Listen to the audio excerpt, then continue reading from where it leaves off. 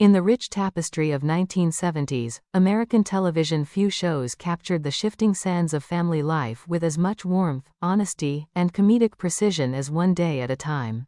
At its heart stands Anne Romano, a divorced single mother navigating the complexities of raising two teenage daughters while forging her own path toward independence in a world that was still adjusting to the realities of changing gender roles and family structures.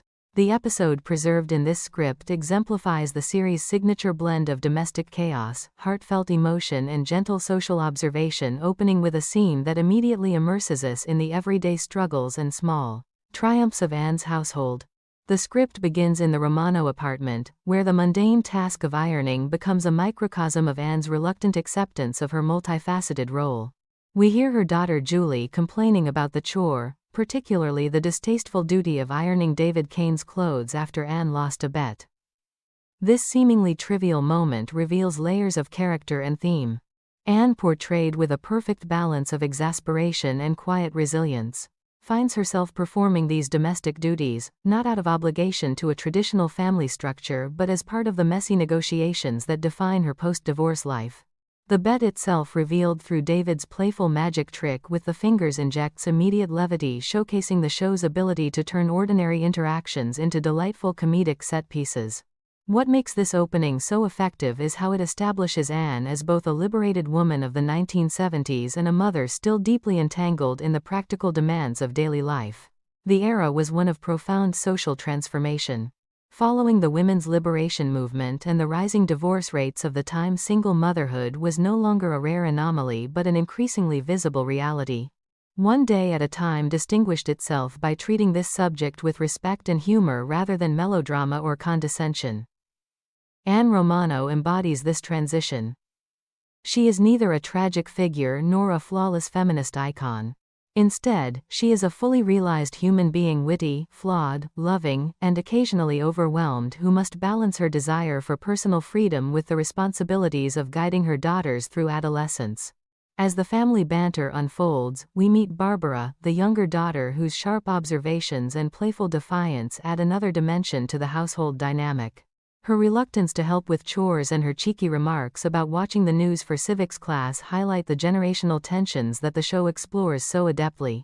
Anne's attempts to maintain order, asking Julie to stop wrinkling the collar, directing Barbara toward the kitchen, feel authentically chaotic. This is not the polished domesticity of earlier sitcoms like Father Knows Best. This is the noisy, imperfect reality of a single-parent home, where everyone is figuring things out in real time. The arrival of David Kane further enriches the scene. As Anne's upstairs neighbor and romantic interest, David represents both support and complication. Their interaction over the laundry reveals a relationship built on affection but also marked by the ambiguities of modern dating. Anne's reluctance to fully commit, hinted at in her conversations with her daughters, reflects a common dilemma for women of that era who had experienced the constraints of traditional marriage and were wary of rushing into new dependencies. The script cleverly uses David's charm and occasional evasiveness to set up later conflicts, demonstrating the writer's skill in planting seeds for multiple storylines without disrupting the natural flow of the episode. One cannot discuss this opening without appreciating the performances implied in the dialogue. Anne's lines carry a world weariness tempered by humor, while Julie's teenage rebellion feels authentic to the period. The 1970s were a time when teenagers were gaining more voice and autonomy, influenced by broader cultural shifts toward individualism. Julie's declaration that she will live with a guy who irons when she is on her own is both funny and telling. It signals her emerging sense of agency while underscoring the lessons she is absorbing from her mother's example. Thematically, this part of the script excels at illustrating the reluctant realities of single motherhood. Anne is not just managing a household, she is modeling resilience for her daughters. Every complaint about ironing, every negotiation over chores, and every moment of familial teasing serves to humanize the challenges of doing it all without a traditional partner. The show avoids preachiness, instead letting the comedy arise organically from these situations. The dialogue crackles with timing that must have landed brilliantly in front of a live audience. The rapid exchanges, the overlapping interruptions, and the perfect punchlines all contribute to a sense of lived-in authenticity. Historically, One Day at a Time aired during a pivotal moment in American culture. The 1970s saw increasing numbers of women entering the workforce, challenging traditional notions of family and questioning long-held assumptions about gender roles. By placing a single mother at the center of a sitcom, the series broke new ground. It did not shy away from the difficulties, financial pressures, emotional labor, societal judgment, but it also celebrated the freedom and personal growth that could emerge from these circumstances.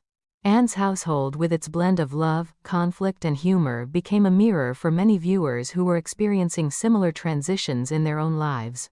As the episode progresses from these domestic foundations into broader complications involving romance and teenage independence, the script maintains a steady focus on Anne as the emotional anchor.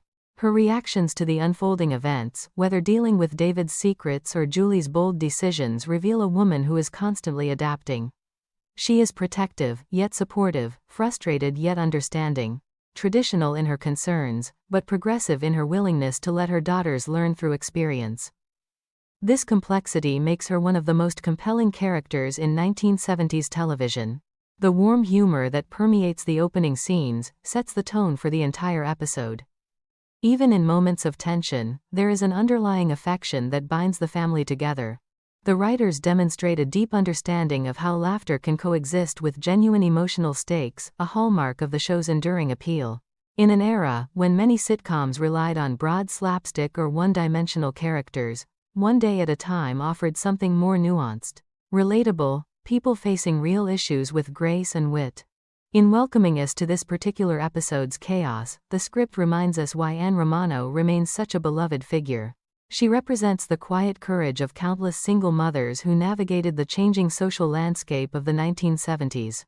Through her reluctant ironing, her patient guidance of her daughters, and her own complicated romantic life, we see the everyday heroism of parenting in imperfect circumstances. The episode's strength lies in its refusal to simplify these experiences, choosing instead to portray them with honesty, humor, and heart. This opening establishes not only the central characters but also the thematic core that will resonate throughout the story. The delicate balance between independence and connection, between protecting one's children and allowing them to grow, and between personal desires and familial duties. It is a masterclass in sitcom writing that grounds its comedy in authentic human experience, making the chaos feel not only entertaining but profoundly relatable.